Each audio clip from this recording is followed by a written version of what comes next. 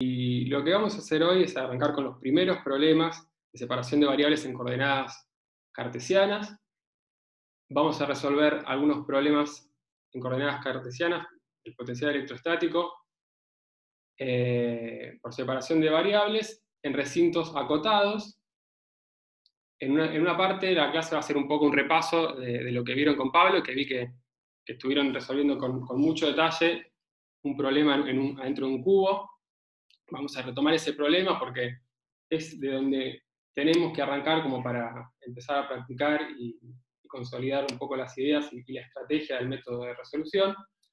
Así que por ahí la primera parte, las cosas suenan un poco repetitivas, pero bueno, aprovechen para hacer las consultas de lo que no haya quedado o que no hayan podido retener o no les haya quedado claro de hace unos minutos o unas horas cuando arrancaron en la teórica. Y después pasamos a un problema un poco distinto al que vieron recién. Bueno, los objetivos los leo, pensé que iban a sonar un poco raros, pero la idea era que por lo menos al final de la clase los pudieran entender, pero con todo lo que vieron en la teórica y el detalle y la rigurosidad, creo que ya les va a sonar familiar todo lo que voy a decir que son los objetivos para la clase de hoy. Vamos a resolver el potencial electrostático en recintos acotados, usando coordenadas cilíndricas. Vamos a plantear la ecuación de Laplace, imponer el método de separación de variables, identificar direcciones, en donde el teorema de Sturm-Liouville garantice que existan bases de funciones completas para desarrollar el problema. Vamos a aplicar condiciones de contorno, que va a ser el valor del potencial, como vieron en la teórica, o el salto de su derivada en superficies, y usar propiedades de ortogonalidad de la base para hacer la solución del problema. Y vamos a abordar algún problema que a priori parece planteado como un problema de Poisson, y ver de qué manera tenemos que dividir el problema para que queden dos o más problemas con la ecuación de Laplace, más condiciones de contorno, que son los que vamos a saber resolver, o los que vamos a abordar y vamos a aprender a resolver en esta primera parte de la guía 2. Hacemos un breve repaso de lo que vieron recién, un poco como para tener en la cabeza la idea del método de separación de variables. Acá dice Matías que se puede levantar la mano también. Gracias, levanten la mano si quieren, así me pido de que están queriendo comentar algo. Bueno, sabemos que ya desde ese tiempo que el potencial electrostático satisface la ecuación de Poisson en general, que es la ecuación con fuentes, que tiene el menos 4πρ a la derecha, y que en ausencia de cargas eléctricas nos queda simplemente la ecuación de Laplace. Lo que vimos también, o mejor dicho, vieron formalmente en la teórica, es que las condiciones de contorno adecuadas siempre existe solución y es única para esta clase de problemas, o sea, para el problema más general, obviamente que para este también. Y pasemos entonces al método de separación de variables para resolver la ecuación de Poisson, perdón, la ecuación de Laplace. Lo que vamos a hacer en la clase de hoy es resolver el potencial phi en interior de recintos acotados. Cuando decimos acotados, nos estamos refiriendo a recintos finitos, que no tienen ninguna dimensión infinita, que sean paralelepípedos de las coordenadas cartesianas, en este caso, x, y o z. Es decir, que en estos casos las condiciones de contorno van a estar dadas sobre los lados de un prisma rectangular. Como está en el dibujito, vamos a querer saber o resolver cuánto vale el potencial phi en el interior de cubos, y las condiciones de contorno a priori van a estar dadas en los bordes, en los contornos, que van a ser superficies de ese cubo. Rápidamente y muy brevemente vamos a hacer el repaso teórico del método, que después no lo vamos a plantear nunca más, directamente vamos a pasar a resolver los problemas. Lo que tenemos entonces en coordenadas cartesianas es que queremos resolver la ecuación diferencial para el potencial,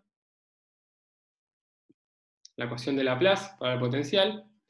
El método de separación de variables lo que propone es una solución que sea el producto de tres funciones, cada una dependiendo únicamente de una de las coordenadas, de forma tal que cuando la introducimos en la ecuación 1 de arriba, nos queda planteado algo de esta pinta, en donde nos quedan derivadas segundas de la función en x, la función en y y la función en z. Voy a pasar un poco rápido porque ustedes me detienen, porque creo que lo hicieron exactamente así recién. Acá estamos llamando x, y, z mayúscula a las funciones que ustedes llamaron 1, 2 y 3 en la teórica. Y ahora dividiendo esto último por la función completa, que es el producto de la función x y z mayúscula, nos queda planteado esta ecuación diferencial, en donde podemos identificar que las constantes alfa, beta y lambda, perdón, que alfa, beta y lambda son constantes porque nos quedaron tres términos que dependen cada uno de una coordenada distinta. Además esto está igualado a 0, así que estas constantes alfa, beta y lambda respetan siempre el vínculo de sumar 0. Bien, entonces vayamos a ver específicamente, y ahora un poquito nos empezamos a meter en lo que nos va a interesar tener a mano para la práctica, para resolver los problemas, qué tipo de soluciones aparecen para cada uno de estos términos. También lo vieron en la teórica, es decir, por ejemplo, si tomamos la ecuación en x, ¿qué tipo de soluciones tenemos para esa ecuación?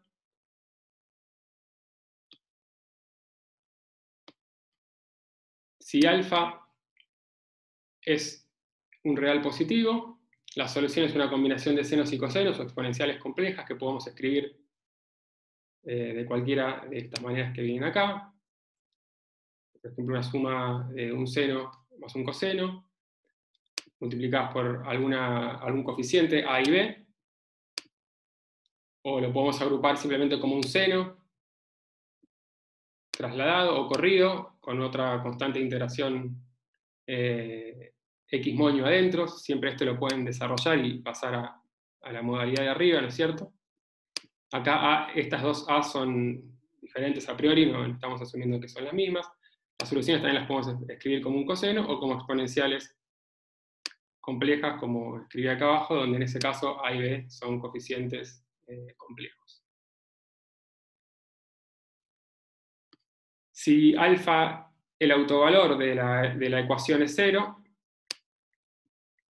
entonces tenemos como posibles soluciones la constante o la lineal, o sea, un a más b por x, con a y b coeficientes libres, y si alfa es negativo, lo que tenemos como posible solución son los senos y cosenos hiperbólicos o las exponenciales reales, como usaron creo recién en la teórica, pero que muchas veces, bueno, va a ser cómodo tener a mano otra forma de escribir, otra forma de escribirlas, como por ejemplo, bueno, la combinación de senos y cosenos hiperbólicos, o combinación de senos y cosenos hiperbólicos con algún argumento corrido, como en este caso elegí correr el seno. Fíjense que acá aparece aparentemente una constante o un coeficiente más, está x moño, pero siempre uno puede desarrollar el seno hiperbólico como suma de senos y cosenos hiperbólicos, y esa constante de ahí se puede reabsorber en el coeficiente de acá, y siempre termina quedando algo de esta pinta, lo mismo como para llevarlo para esta otra pinta.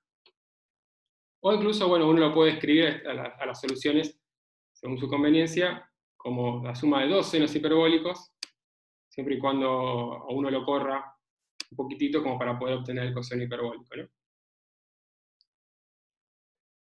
Bien, hasta ahí estamos todos sin ningún problema, no hay ninguna consulta, bien. Ese corrimiento, perdón, ¿no? Ese corrimiento X barra es tipo de relación trigonométrica, es un número fijo. Bueno, uno podría poner acá un número fijo cualquiera siempre y cuando deje que los coeficientes a y b sean los constantes o los coeficientes libres, sí. También uno podría, digamos, poner acá un coeficiente libre, pero que en definitiva lo vas a poder terminar absorbiendo. O sea, no te debería quedar nada libre por ahí, sino que lo tenés que poder absorber como para que te queden las dos constantes de integración de la ecuación, ¿no? O sea, siempre tenés dos coeficientes libres. Si pones más, los puedes reabsorber. Es como poner acá adelante, como poner adelante de A, poner A', bueno, A' por A lo puedes reabsorber en un coeficiente libre a priori, ¿no? Claro, perfecto, gracias. Pero por ahí tu pregunta va a algo más específico y sí, o sea, uno podría poner en esta formulación a X barra como una constante fija a priori, ¿no? Porque después la libertad te la van a dar A y B.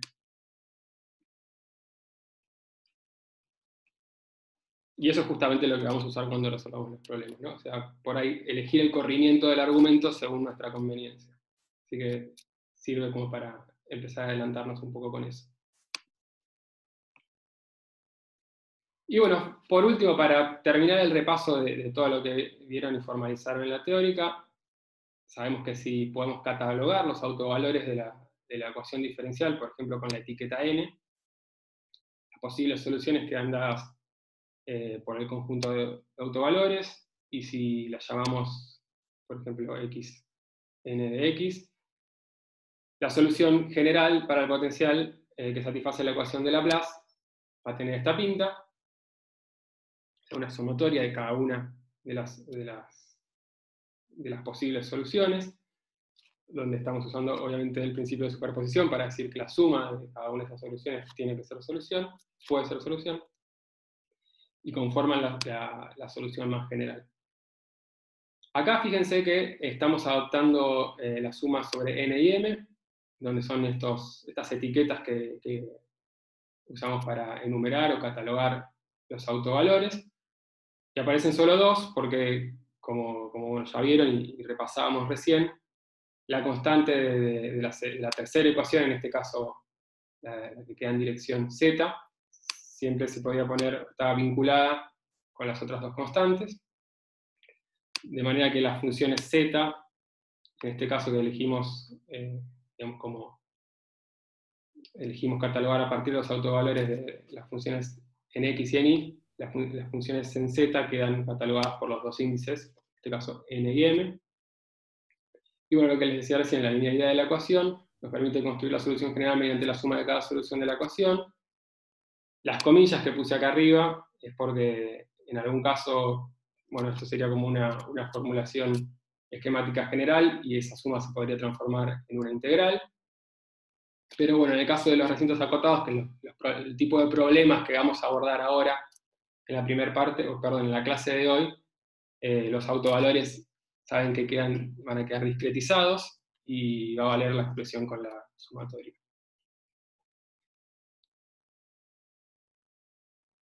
Si no hay ninguna duda hasta acá, en el repaso teórico, que entiendo y estoy viendo que lo deben tener muy claro por lo que vieron en la teórica, pasamos al problema 1 de la guía 2, un problema que es muy parecido al que resolvieron recién con Pablo, o es igual, es un caso particular, y después se va diversificando o haciendo un poquito más complejo. No hay ninguna consulta, así que pasamos directamente al planteo. La idea de esto, que puede llegar a sonar, puede ser muy repetitivo respecto a lo que acaban de ver en la teórica, es que realmente les sirva como para convencerse del método que estamos utilizando, de lo consistente que es y de repasar cada uno de los pasos y de las estrategias para abordar un problema y bueno, resolverlo con este método de separación de variables. Y es bastante, o sea, es extrapolable a la separación de variables en otras coordenadas, como cuando veamos esféricas y cilíndricas. Así que si entendemos el planteo y la estrategia para resolver este problema, que les va a resultar incluso básico ya porque lo acaban de resolver en la teórica, medio que casi tenemos entendido todo, por lo menos formalmente y estratégicamente, lo que necesitamos para resolver gran parte de los problemas de la guía 2. Obviamente vamos a tener que aprender distintas herramientas, van a aparecer distintas funciones en distintas coordenadas, pero bueno, por eso es importante, me pareció importante que repasar esto de la forma más fundamental posible, y a partir de ahí despegamos y empezamos a hacer los problemas más difíciles o con formas más astutas. Entonces lo que nos plantea el problema 1 es resolver el problema no trivial más sencillo, que es este de un cubo de lado A con una tapa a potencial B constante y el resto de las tapas, las que no están especificadas, a tierra. Digo el primer problema no trivial más sencillo porque el problema más sencillo sería poner, bueno, todas las tapas a tierra, en cuyo caso la solución para el interior, la solución para el potencial interior, ya creo que saben, o podríamos pensarlo ahora y decir cuánto es, ¿no es cierto? Díganme por chat, no sé, estoy diciendo novedad para todos, pero como para chequear, ahí empiezan a decir 0, perfecto. O sea, si tenemos todas las tapas a tierra, no hay ninguna carga, nada extra en el interior, el potencial del interior es 0, es la solución trivial, y como es única, listo. Satisface las condiciones del contorno, satisface la ecuación de la plaza adentro, es única, es esa. Entonces vamos a encarar este problema que tiene la tapa de abajo a potencial B. Entonces uno lo que puede hacer como esquema para comenzar a pensar cómo resolver un problema de este tipo, sabiendo ya cómo es la forma general de la ecuación, perdón, de la solución, es, bueno, escribírsela. Si la solución va a tener esta pinta que tenemos acá. Y lo siguiente que uno se tiene que plantear son las condiciones de contorno. En este caso tenemos que, vamos a apoyar el cubo con uno de sus vértices en el origen, así que vamos a avanzar en X, en Y y en Z hasta A. Y las condiciones de contorno nos quedan enumeradas como el potencial en X igual 0, el potencial en X igual A es igual a 0, el potencial en Y igual 0 es igual a 0, el potencial en Y igual a es 0, el potencial en Z igual a 0 es B, y el potencial en Z igual a A es 0.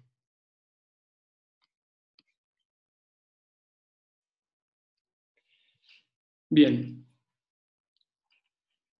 De nuevo, les va a sonar un poco obvio porque lo acaban de resolver, pero digámoslo. Tenemos que anular, y vamos a encarar el problema de la forma primero más básica y sin recurrir al formalismo más sofisticado de las herramientas que les presentó Pablo.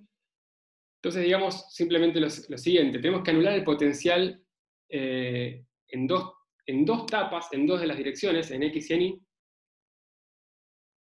y tenemos que elegir soluciones que sean senos o cosenos, o senos y cosenos hiperbólicos, y la lineal o la constante, ¿no? Que son nuestro catálogo más general de posibles soluciones a las ecuaciones diferenciales que nos quedan para las funciones X, Y o Z mayúscula.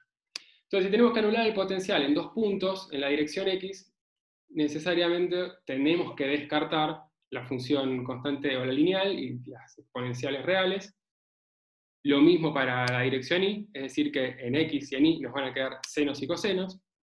Las exponenciales reales se pueden anular en un punto, pero no las podés hacer anular en dos puntos en un intervalo, ni tampoco lo podés hacer con la lineal, y tampoco lo podés hacer con combinaciones lineales de ellas, así que quedan completamente descartadas para estas dos direcciones. Y para la dirección Z tenemos que, entonces, a partir del vínculo que teníamos entre los autovalores, necesariamente tenemos que poner soluciones que sean del tipo exponenciales reales, y en este caso yo elegí escribirlas con una combinación de senos y cosenos hiperbólicos. Además, bueno, estoy llamando a la raíz del autovalor en X y en Y con el nombre K, como lo había llamado un poco más arriba cuando nombramos un poco las posibles soluciones. Y a partir del vínculo, ese autovalor que habíamos llamado lambda tiene una raíz cuadrada que acá estoy llamando gamma, y bueno, estaba justamente relacionado con los autovalores que aparecían en X y en Y de esa manera. ¿Están todos hasta acá? Una pregunta. Sí. Esas funciones que acabas de definir, ¿Salen de imponer condiciones de contorno? La elección o la determinación de estas funciones para X ya está siendo a partir de considerar las condiciones de contorno, sí. Estoy buscando Ok, la gracias. solución de un modo por ahí poco formal, pero que es lo que uno va a hacer cuando se ponga suficientemente práctico y canchero para resolverlo. Y después lo vamos a formalizar un poco más sobre el final, pero van a ver que cuando resuelvan los problemas, uno va a tener en mente estas ideas generales, que es que, bueno, en X se tiene que anular en 2 puntos. Si en X se tiene que anular en 2 puntos en los contornos, va a tener que ser senos y cosenos, y tenemos que descartar el resto de las posibles soluciones.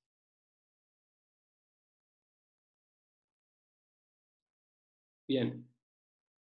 Bueno, y además, en la dirección Z, fíjense que elegí senos y cosenos hiperbólicos, pero lo puse escrito en una de las variantes que habíamos presentado arriba, con un corrimiento en uno de los argumentos.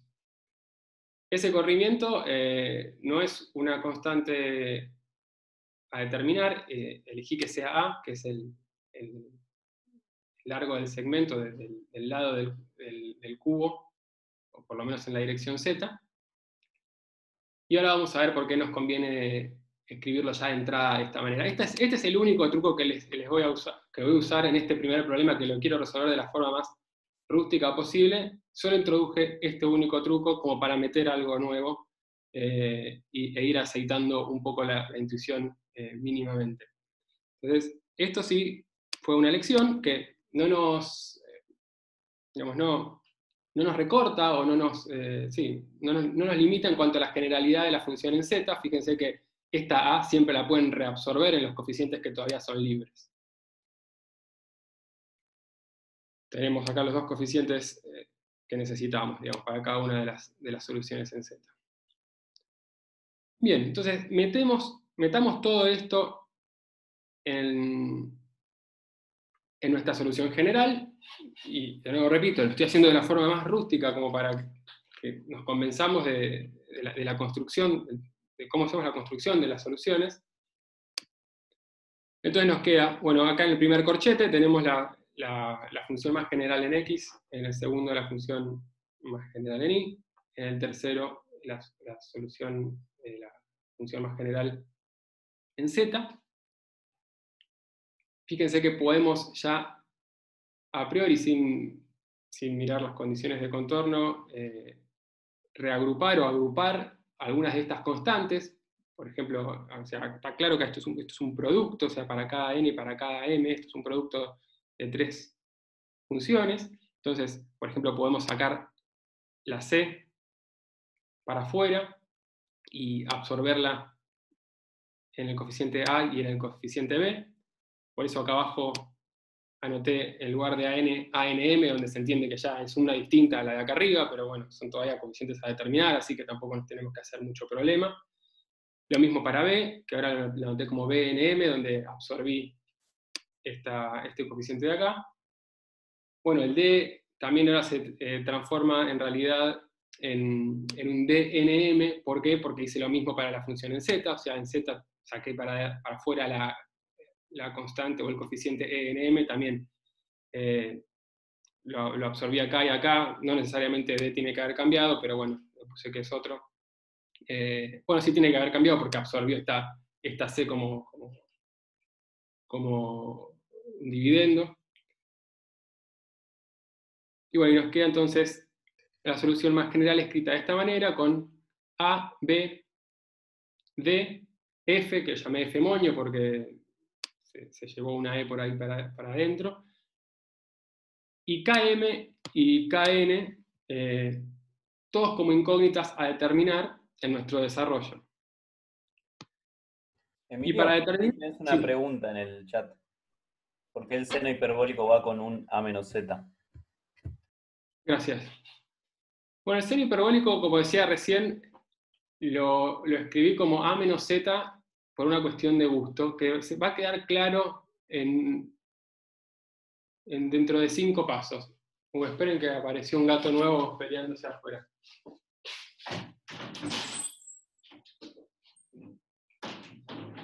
Ah, no, es pelea entre los que viven conmigo.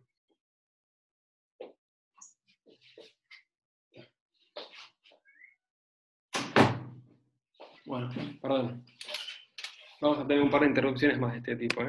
Ya veo que están inquietes. Estaba con la lección hiperbólica, discúlpenme. La pregunta fue de Nicolás. El corrimiento en A del seno hiperbólico va a quedar claro en un par de pasos por qué lo elegí así. Lo que me importa es que quede claro que no estamos perdiendo generalidad en la elección que hice de la función z.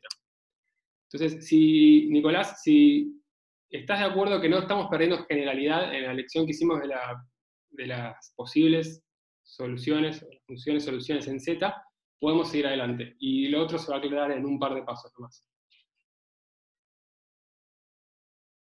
Decime si estás de acuerdo que no perdemos generalidad. Bien, o sea, esa A además no es arbitraria, es la A del problema, es un parámetro del problema. Yo elegí poner esa A ahí sin pérdida de generalidad. O sea, seguimos teniendo en Z, lo que está formulado ahí es la solución más general que podemos tener para cada uno de los autovalores kn cuadrado y km cuadrado. Pregunta Fernando, ¿el NM también se absorbió en la A? Sí, el ENM también lo sacamos para afuera y quedó absorbido por ahí en los otros coeficientes. Pablo dice, cuando sacás CM, te queda CM sobre D.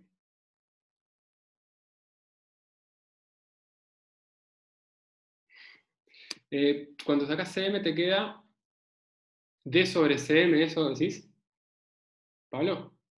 Sí, eso. Sí, te queda eso, y a ese D sobre CM lo llamé DNM. En realidad no necesariamente ahí aparece, por esa transacción no necesariamente aparece la N, pero sí, este es un DNM que es distinto al de anterior porque saqué ese CM para afuera.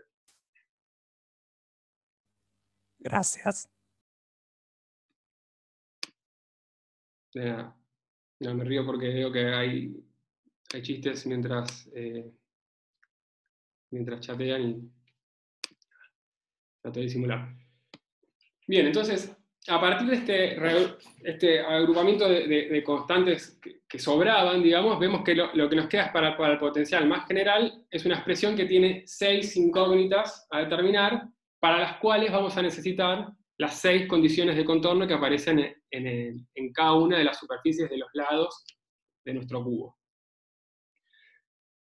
Esta forma de escribirlo, un poco rústica, pero que es útil para visualizar la primera vez que uno resuelve este tipo de problemas, es específicamente para esto, ¿no? Como para hacer el conteo de las constantes a determinar y el conteo de nuestras condiciones de contorno. Este problema, quizás, como dije antes, que es el más sencillo, no trivial, es un poco evidente, pero más adelante, por ahí va a ser útil hacer este conteo a priori como para decir, estoy considerando bien el recinto, estoy teniendo en cuenta todas las condiciones de contorno que voy a necesitar para despejar mis coeficientes, etc. Entonces pasemos precisamente a ver el valor, o a determinar los coeficientes de este potencial a este problema a partir de aplicar las condiciones de contorno. Una vez que tiene la solución general planteada, las condiciones de contorno son las que les van a tener que decir precisamente cómo es el desarrollo de la función que quieren resolver. Entonces acá de un saque, voy a hacer un toque el chat para ver mejor esta parte. Aplicamos las 5 condiciones de contorno triviales, donde simplemente me refiero a triviales con que están igualadas a 0. En el primer renglón aplicamos la condición del potencial en x igual a 0. Fíjense que cuando ponemos x igual a 0, acá arriba desaparece el primer término que venía con un seno, el coseno se hace 1, entonces nos queda planteado una sumatoria de términos de esta pinta, donde Bn es un coeficiente a determinar, Zn es una función, Z-moño, perdón, es la que tenemos acá arriba, que es una función de Z, también con coeficientes a determinar, pero a los fines de esta expansión es un coeficiente más para una función en I, que está como suma de senos y cosenos. Entonces, para que esto sea 0, necesariamente tenemos que pedir que el coeficiente Bn sea 0. Y la razón para eso es un poco ya estar aplicando ortogonalidad entre los senos y cosenos, ¿no es cierto? O sea, sabemos que la única forma de anular idénticamente esta combinación de senos y cosenos arbitrarios, o por lo menos con estas frecuencias, o con estos números de onda, mejor dicho, diferentes, es que cada uno en la suma, o sea, que cada término en la suma sea 0 y no nos queda otra que poner B sub Bn igual a 0. Hacemos lo mismo con la condición en x igual a A. En ese caso nos queda esta expresión que está acá. Ahora tenemos que anular idénticamente toda esta sumatoria. De nuevo tenemos una función en I, lo tenemos escrito como funciones en I, que son combinaciones de senos y cosenos. Tenemos que anular el coeficiente que acompaña a cada uno de esos términos. Nuevamente, no queremos anular idénticamente la función en Z, porque eso nos haría desaparecer la dependencia en Z de la función. No queremos anular el A sub n, porque eso nos haría desaparecer completamente la función, o sea, si el Bn y el A sub n son 0, la función es idénticamente 0. Así que lo que tenemos que anular es este factor que está acá, que es el seno de kn por A. Es decir, vamos a pedir que el seno de kn por A sea igual a 0, o dicho de otra manera, vamos a quedarnos con los autovalores o los números de onda k sub n que sean un número entero de pi sobre A. Es decir, los k sub n van a ser n pi sobre A con n pertenecientes a los naturales. Nos quedamos obviamente con los naturales porque bueno, el 0 nos daría seno de 0 y los enteros nos repetirían la misma función, así que la podemos ya directamente catalogar con los n de los naturales. Seguimos aplicando las condiciones de contorno y lo estoy haciendo suficientemente lento como para convencer a todas y a todos en este primer ejercicio. Aplicamos ahora la condición en I igual a 0, donde el potencial tiene que ser 0. Ahora ya la función del potencial empieza a tener una pinta un poco más compacta, pero tenemos senos de kn en x, y para anular idénticamente cada uno de estos términos, vamos a tener que decir que las d sean 0. Los a dijimos que no podían ser 0 porque si anulábamos los a nos desaparecía toda la función. Aplicamos la condición de potencial igual 0 en el lado I igual a. Ahora nos queda que vamos a tener que anular los senos de km por A. De esa manera determinamos las frecuencias, perdón, los números de onda en la dirección de I.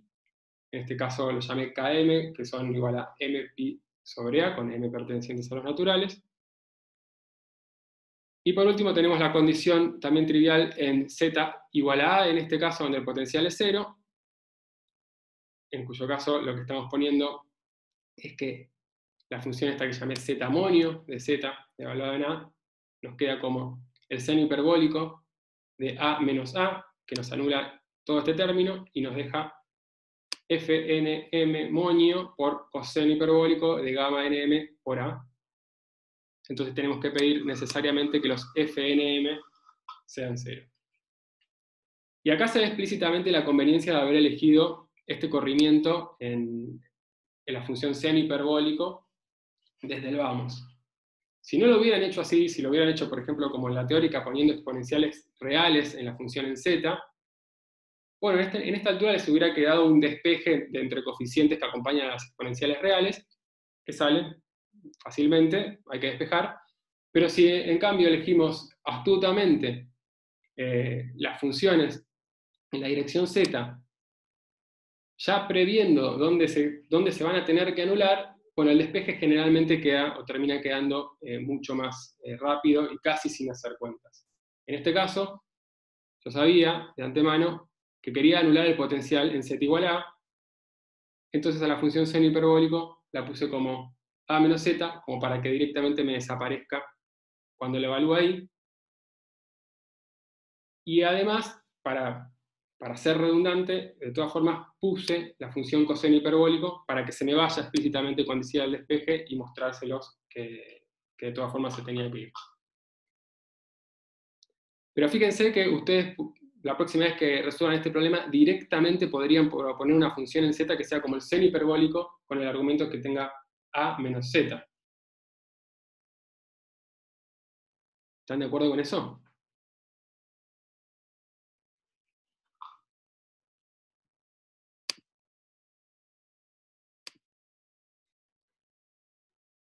Bueno, hay un sí. El resto no estará tanto de acuerdo.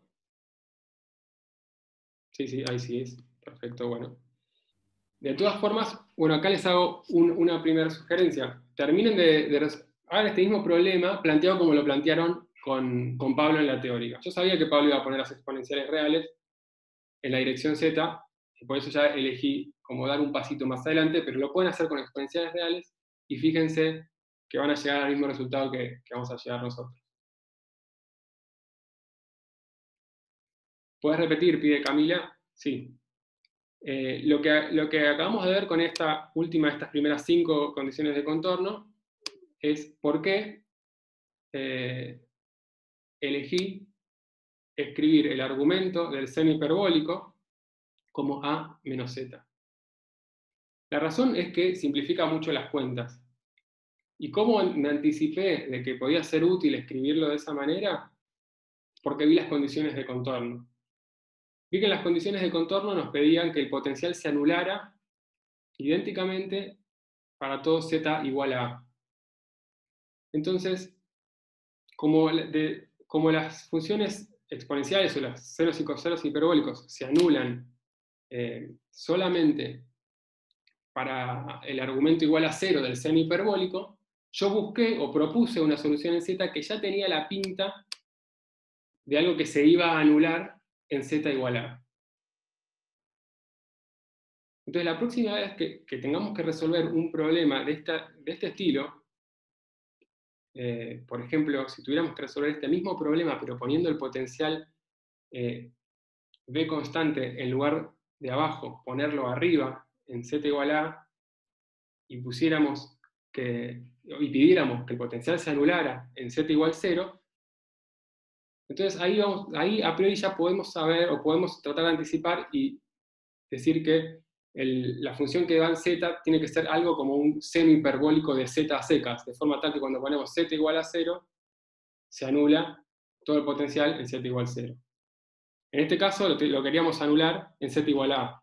Entonces nos va a resultar conveniente ya construir o proponer una solución que tenga algo de la pinta que se anule en z igual a a, como este seno hiperbólico.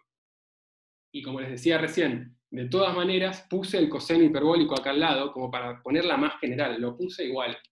Y vemos que se tiene que ir. Si no hubieran puesto vemos que se tiene que ir porque f de f moño nm es 0.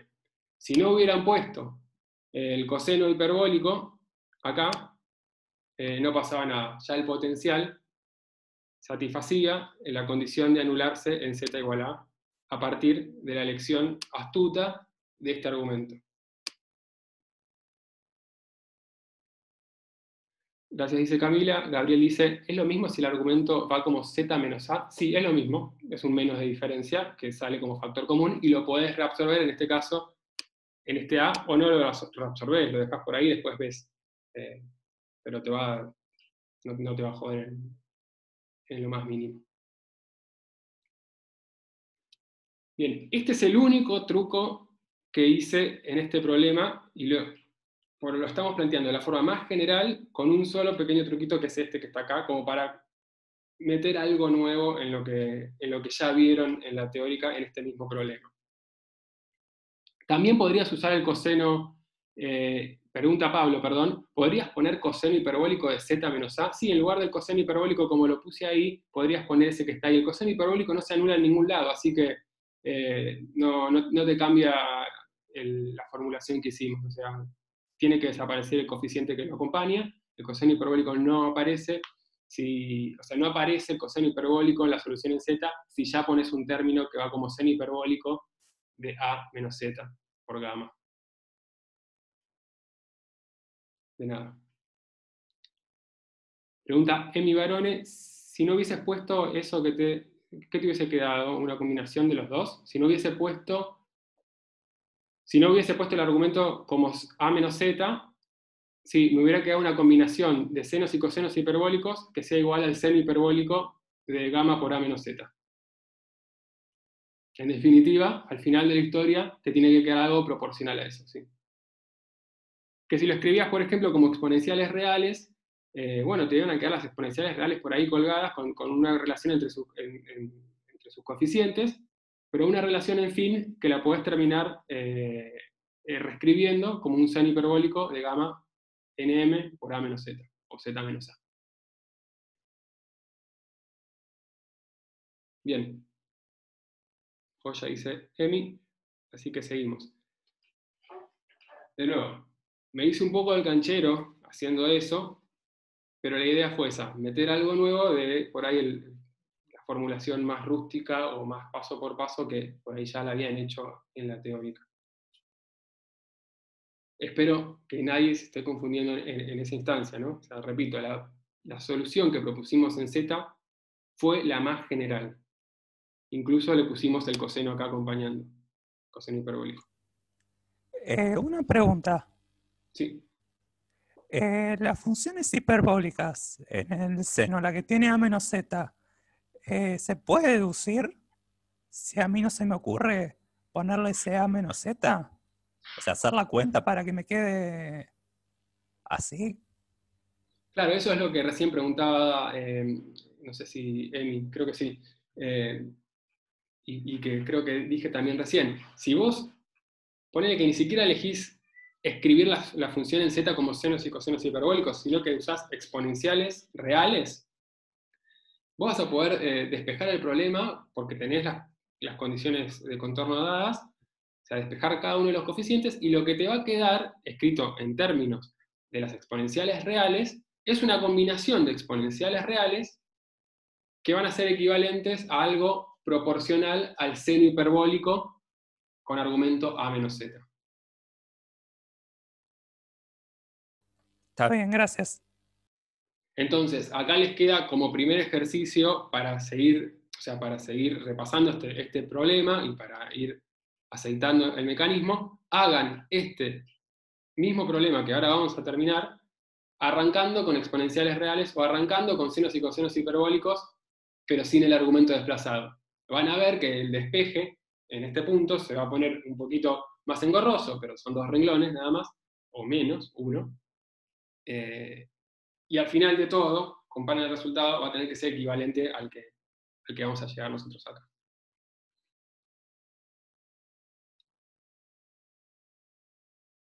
Bueno, entonces, como resumen, hasta ahora obtuvimos esta expansión para el potencial electrostático, queda un solo coeficiente, que es el que llamamos A sub nm, acompañando a la función seno en x, a la función seno en y, y al seno hiperbólico que charlábamos recién, donde ya determinamos cuáles son los números de onda Kn en x, los Km que van en y. Ya sabíamos por la construcción de la separación de variables cómo era gamma nm en función de Kn y Km. Ahora lo puse explícitamente en función de n y de m. Y también ya vimos que los n y los m pertenecen a los naturales. Falta imponer la última condición de contorno, la que nos dice que el potencial en z igual a 0 vale b.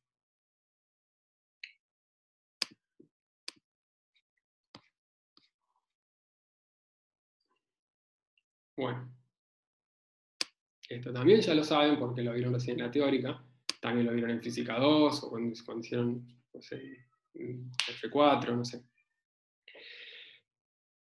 Para terminar de resolver o para despejar cada uno de los coeficientes estos a sub n que tenemos 2 estrategias.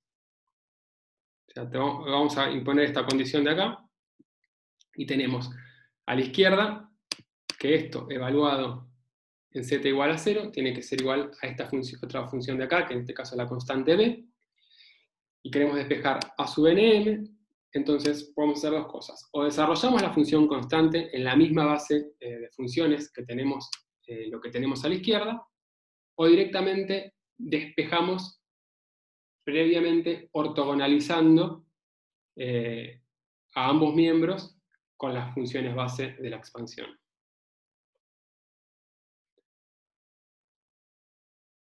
Vamos a aplicar esto último que decía. Vamos a ortogonalizar a ambos miembros usando cada elemento de las funciones base que tenemos, estos seno, de número de onda kn y km en x y en y respectivamente, es decir, multiplicamos a ambos lados por el seno e integramos en el intervalo, en el segmento donde estamos desarrollando la función, o sea, entre 0 y a, en este caso en x y en y es 0 y a en las dos direcciones. Y de esa manera vamos a despejar cuánto valen cada uno de los coeficientes de la expansión. Cuando aplicamos la ortogonalización del lado izquierdo, fíjense que lo que les queda es el producto de seno de kn', que es el que estamos usando para ortogonalizar, por el seno de kn en x, con la integral en x de 0 a. Eso es 0 para cada uno, eso es 0 cada vez que n y n' son distintos, y es igual a sobre 2 cuando n y n' son lo mismo, es decir, lo que denotamos como a sobre 2 por la delta de nn', y lo mismo para la dirección y, o la integral en y, perdón, nos queda a sobre 2 por la delta de mn'. Y del otro lado, de la igualdad, nos queda simplemente la integral de los senos de kn y los senos de km' entre 0 y a en cada una de las dos direcciones, una integral que podemos hacer, eso es el coseno, menos el coseno, sobre el número de onda, hay que evaluarlo entre 0 y a, eso nos está dando esto que está acá entre corchetes, en el renglón de abajo, cada uno de estos factores entre corchetes, perdón, o sea, lo que decía recién, o sea, el coseno, menos el coseno sobre el número de onda evaluado entre a y 0. Y del lado izquierdo lo que nos está quedando son los AN o los ANM, pero ahora solamente de a 1, porque tenemos esta delta de Kronecker que nos colapsa, digamos, toda esta sumatoria, nos la colapsa a un solo término, es decir, nos va a sobrevivir solamente el término que tiene n igual a n' y m igual a m'. Y en el renglón de acá abajo me deshice de los prima y llamé a todos sin los prima, pero es exactamente lo mismo. O sea, uno si quisiera seguir paso por paso por acá tendría que poner en este renglón todo primado. Yo le saqué las primas, porque esa n y m' podían ser cualquiera, o sea, la que usáramos, el elemento de la base que usáramos, que eligiéramos para ortogonalizar. Y llegamos entonces al despeje, coeficiente a coeficiente, de cada término del desarrollo. O sea, es decir, esto lo pasamos dividiendo para allá, esto lo pasamos dividiendo para allá, y tenemos cuánto vale cada uno de los a sub nm. En este último renglón, perdón, voy a repasar acá arriba, lo que estaba notando ya era que solo sobrevivían los n y los m impares. Si alguno de ellos dos fuera par, alguno de estos factores se anula, así que tenemos que los a sub nm son 16b sobre pi cuadrado por 1 sobre n por m por el seno hiperbólico de gamma nm evaluado en a. Eso si n y m son impares y 0 si no. Y en definitiva nos queda entonces el potencial escrito de esta manera. La sumatoria sobre los n y m impares únicamente, de senos en x, senos en y, por la función seno hiperbólico de gamma por a menos z, dividido el coeficiente, por el coeficiente ANM que teníamos recién, que bueno, es dividido NM por seno hiperbólico, y ya saqué la parte que no depende de las etiquetas para afuera de la suma.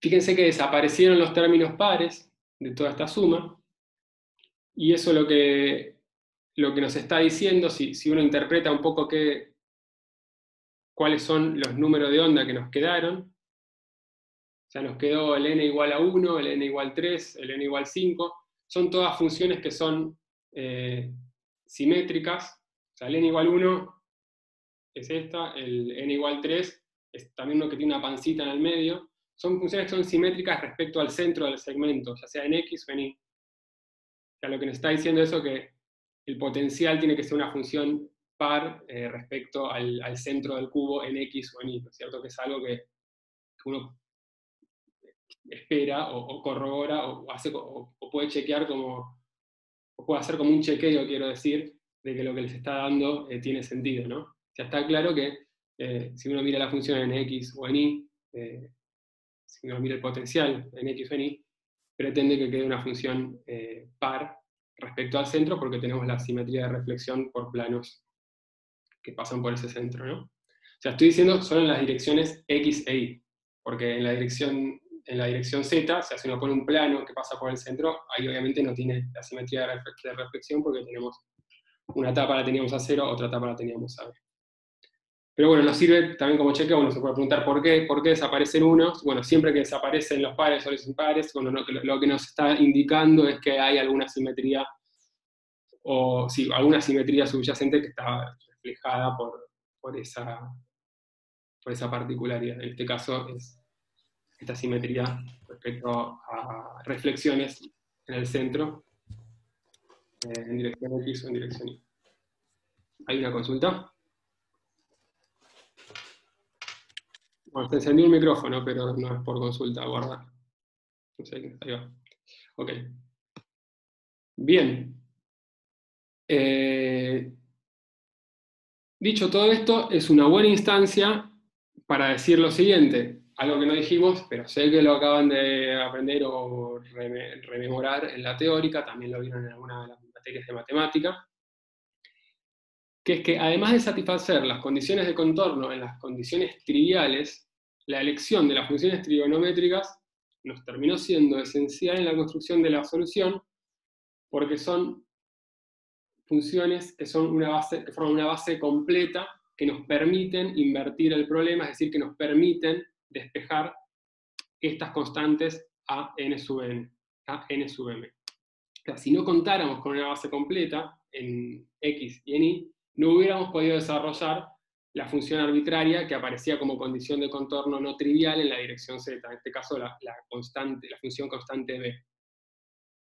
Y aquí es donde el teorema, o el problema de Sturm-Liouville suplementado con el teorema, se vuelve fundamental para garantizar la construcción de las soluciones mediante este método que estamos aplicando. O sea, no lo dijimos al principio, lo resolvimos sin tecnicismos, elegimos los senos y los cosenos por una cuestión casi visual, y utilizamos ya un conocimiento matemático, obviamente, pero la razón por la cual necesitamos esos senos y cosenos en las direcciones que llamamos a veces la dirección trivial, es porque son base completa y en definitiva nos permiten desarrollar cualquier función o cualquier potencial que pongamos en las otras dos tapas. En este caso aparecía un potencial distinto de cero en una sola tapa, en la de abajo, perdón, pero podría aparecer en la de arriba y en la de abajo, como creo que vieron en la teórica.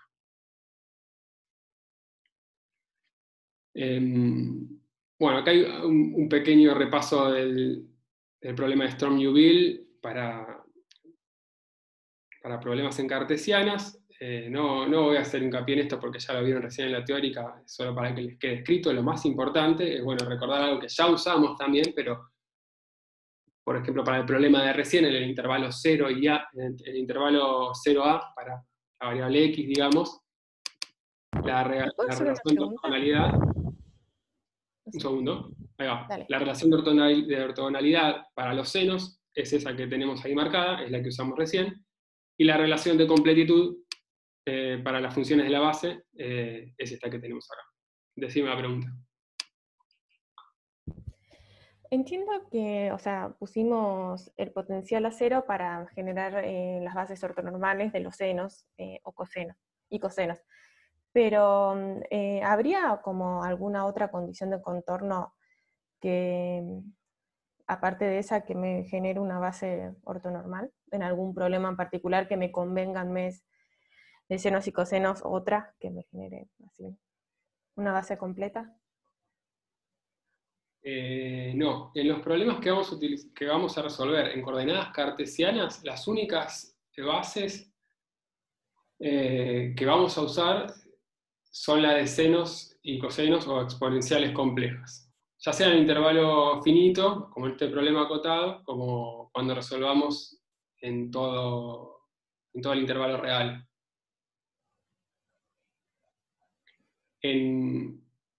En otros casos, en otros problemas con coordenadas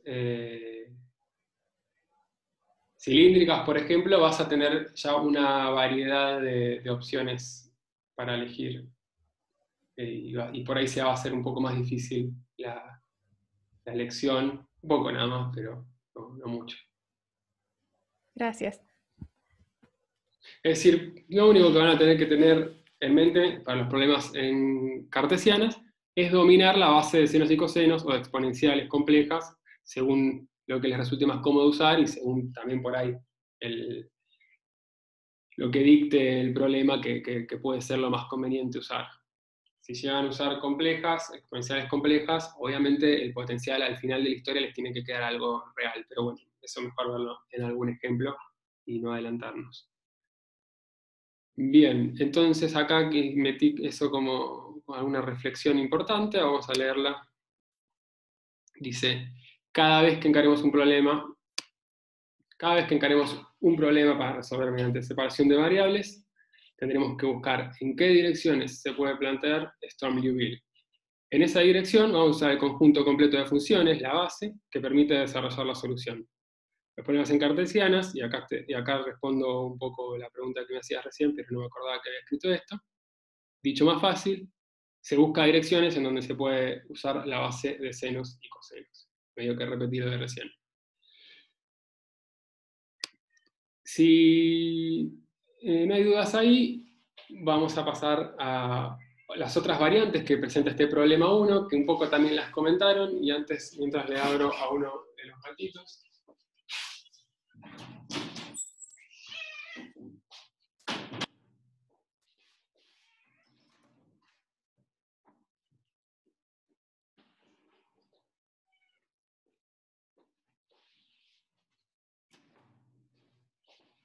Acá estoy. Bien, Yamil dice, perdón, medio nada que ver, pero los apuntes de hoy, ¿cuándo fue que los subieron? Los subí hace un rato, así como dice Norbert. Claro, perdón, yo pregunto porque se me solapa esta materia con otra, que empieza más temprano, y yo entro acá recién a las 8. Entonces como que me sirve leerlos un poco antes para saber en qué andamos. Bueno, en la medida que podamos los vamos a empezar a subir con más anticipación. Ok, buenísimo. No, sí, en Nahuel los encontré, yo para saber bien el tiempo. Bueno, sigo entonces. Veamos otras condiciones de contorno que son las que presenta el problema 1 de la guía. Por ejemplo, presenta el problema este del cubo que tratábamos recién, pero con potencial B1 y B2 en estas dos tapas, la de arriba y la de abajo. Una forma de resolver el problema es entonces plantear superposición. Podríamos pensarlo como la suma de estos otros dos problemas, en donde el primer problema tiene la tapa de arriba a B1 y la tapa de arriba a potencial 0 a tierra, y el segundo la de arriba a tierra y la de abajo a B2. Vemos claramente que la superposición de estos dos problemas, o sea, la suma de estos dos problemas nos da es decir, tenemos las mismas condiciones de contorno dadas por la suma de 0 más B1 o B2 más 1, que en el problema original. No hay ninguna fuente extra que nos rompa el problema original, así que podemos hacer esta superposición. Es decir, que la solución de este nuevo problema con tapas de arriba B1 y de 2 B2 la podemos construir como la suma de dos problemas, bueno, uno exactamente igual al que resolvimos recién, y otro muy parecido. Otra forma de resolverlo es directamente plantear el mismo problema de recién, solo que no ponemos la condición de potencial a 0 de la etapa de abajo. Lo podemos hacer directamente sin apelar a la superposición, con el mismo planteo de recién, solo que ahora no va a aparecer la función seno hiperbólico, perdón, arriba, ¿no? No va a aparecer la función seno hiperbólico de a menos z, porque no queremos que el potencial se anule en la etapa de arriba, y nos van a quedar despejar dos coeficientes, los que acompañan a las funciones hiperbólicas o a las exponenciales reales, que lo vamos a hacer de la misma manera, aplicando dos veces ortogonalidad en un contorno y en el otro. Eso lo dejo para que lo practiquen ustedes. Solo hice una pequeña... porque en la guía P1 y B2 son iguales, y en ese caso lo que tendríamos que chequear al final de la historia es que nos quede una función par respecto a z igual a a sobre 2 en la dirección z, y creo que hay una variante en la guía en donde B1 es igual a menos B2, en cuyo caso lo que tendríamos que chequear es que nos quede una función impar respecto a z igual a sobre 2. Si acá aparece algo con la pinta de un coseno hiperbólico centrado en a sobre 2, y acá un seno hiperbólico centrado en a sobre 2. Eso como para ir agilizando un poco la mente o la cabeza en cuanto a las soluciones y lo que esperamos y lo que uno debería chequear al final de la historia. Obviamente, además de cada contorno, ¿no? Siempre es aconsejable chequear cuando llegan a la solución que se satisfacen las condiciones de contorno con las cuales partieron. Hay una pregunta de Diego. ¿Cómo aplicaría superposición si dos cargas están a cierto potencial si dos caras están a cierto potencial y otras dos caras con cierta carga? Bueno, vamos de a poco, por lo menos vayamos al siguiente problema en donde no hay cargas. Creo que no sé si te refieres precisamente a caras con carga o caras con otro potencial. Vayamos a otra variante del problema 1 en donde aparece ahora una de las caras en X o en Y a un potencial fijo, y distinto de 0, perdón. Y acá la reflexión que uno tiene que tener en mente, o sea, es que, por ahí, no sé si va esto exactamente tu pregunta, pero los problemas no van a estar presentados o preparados, como digo ahí, como para que los ataquemos directamente con la elección de las direcciones base, sino que a veces vamos a tener que descomponerlo adecuadamente como para llevarlo a problemas de Laplace que sepamos y podamos resolver mediante el mismo método, con la misma estrategia que hicimos en los ejercicios de arriba. Por ejemplo, en este caso, donde tenemos la etapa ahora de la derecha a potencial B3, necesariamente vamos a tener que hacer la descomposición o la superposición de lo que era el problema anterior, más un problema con esta etapa, la de la derecha, a potencial B3, y todo el resto de las tapas a tierra. De esa manera nos garantizamos que la suma, la superposición de esos dos problemas, es equivalente al problema que queremos resolver. Diego dice, una consulta: ¿cómo aplicaría superposición si dos caras están a cierto potencial? No, es la misma, perdón. Entiendo, gracias. De nada, bárbaro. Bueno, vamos a cortar acá y seguimos